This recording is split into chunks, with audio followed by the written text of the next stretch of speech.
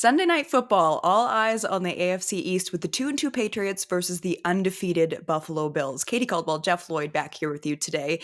Jeff, let's start with the Bills offense. So they've put up over 30 points in each game this season. What will the Patriots have to do on defense to slow them down? Because you can't stop them. You just want to try and slow them. See, it's like it's such a double-edged sword if you are the defense going against the Bills, because you look at what James Cook is doing and you're like, well, the problem with James Cook having the success he has is it then makes the drives longer. The clock Mm, is running, and he just takes his toll on you. But then, the caveat would be is, well, our defense played well enough. We kind of took James Cook out of the game. And then Josh Allen ended up throwing 10, 12 more passing attempts than we were hoping to give Josh Allen to throw. So it's such a weird scenario how that can work. You can take away the one thing and you may end up paying double the tax on it by having Josh Allen ball out a little mm, bit more. But ideally, yes, it has to be to take away the run. Because and you think about the Mike Vrabel aspect, Mike Vrabel, who was a proven pass rusher and a solid pass rusher for his time in the NFL. He wants to get after the quarterback, and yep. Mike will bring the kitchen sink if he has to, and I think they will do everything they can to try and rattle Josh Allen. They are not unfamiliar with the talents of number 17, and they're going to go there. And New England, this is with your new coach, you're sitting at 2-2. This is kinda like the first one where it's like a test of who you are, what is Yeah, going on with the Vrabel, obviously, regime. Are we starting to reach maybe the heights we are? You know, obviously, as far as the AFC East is concerned, the Buffalo Bills are the measuring stick. There's just no question about that. And, absolutely. for New England, at 2-2, could be 3-1. I definitely thought they were never gonna lose that Raider game early in the season.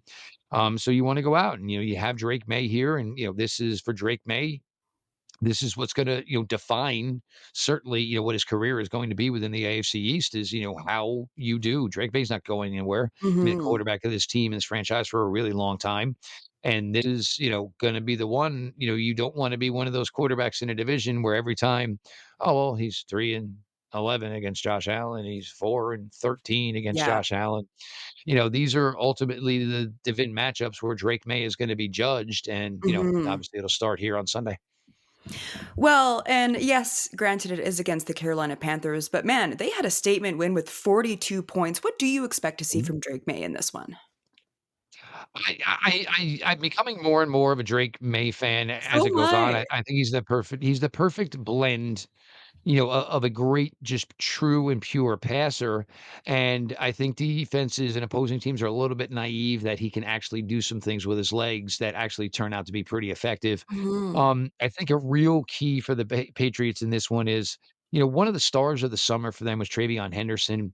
Yeah. And I think he's slowly kind of getting in there, but I think they really thought there was going to be a bigger return, a bigger production amount from Travion Henderson. I'm not surprised. I mean, rookie running backs, it takes a little while to get going. But he's a guy that really just has ability from anywhere, whether it's a return man, a receiver, a runner.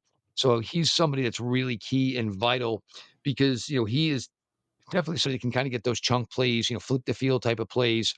And then, of course, Drake May can start, picking apart with, the Mhm. Kayshon Bouttes of the world. And, hopefully they could get a little bit more out of Stephon Diggs. I don't think they've really seen the return on that investment, like they had hoped to. It's great that he's on the field so early after the injury. I'm not sure that he's overall giving you the full Stephon Diggs effect to this point. But, Drake May is a guy out here, and again, it always seems like we're talking about the AFC with all these quarterbacks. Yeah.